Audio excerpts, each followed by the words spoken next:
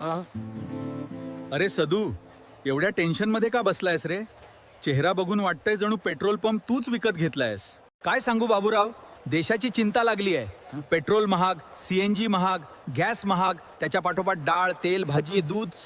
आता तर भाजी विकत घेताना पण EMI काढावी लागेल अशी वेळ आलीये. औषधं घ्या की घर चालवा हा प्रश्न पडतोय. आणि दुसरीकडे आमदार खासदार बघ, एकदा निवडून आले की आयुष्यभर पेन्शन, वर बंगला, गाडी, सुरक्षा, मोफत सुविधा, घरात 7 पिढ्या खातील एवढा पैसा असताना लोकसेवा नावाखाली अजून सुविधा हव्यात. हो ना. आपण मात्र लाईट बिल भरताना घामाघूम आणि त्यांचे ताफे मात्र 20-20 गाड्यांचे. काल म्हणे कोणी मोटारसायकल घेऊन फिरले. अरे बाबा, एक दिवस बुलेट चालून देशाची अर्थव्यवस्था सुधारते का? सगळीकडे फोटोशूट.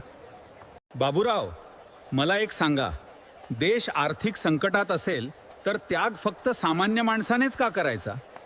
बरोबर. सर्व नियम, कर, महागाई फक्त जनतेसाठीच का? जर खरोखर देशाची चिंता असेल तर आजी, माजी आमदार खासदार यांनी पुढे येऊन म्हणावं, देशाची आर्थिक स्थिती सुधारेपर्यंत आम्ही पेन्शन घेणार नाही. बस, तो दिवस जनता डोक्यावर घेईल त्यांना. कारण मग लोकांना वाटेल हे खरे लोकप्रतिनिधी आहेत. बरोबर आहे. अरे, आपला पत्रकार आज दिसत नाहीये. बहुतेक विकास शोधायला गेला असेल. कालच्या व्हिडिओमध्ये सांगत होता ना. विकास सापडला तर लगेच दाखवतो.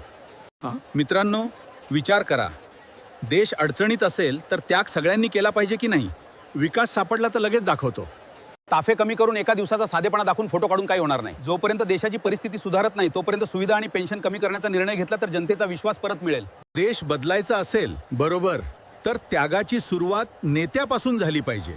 अगदी बरोबर बोललात. तुम्हाला काय वाटतं, आजी माजी आमदार खासदारांची पेन्शन काही काळ बंद व्हावी का? तुमचे मत कमेंटमध्ये नक्की लिहा.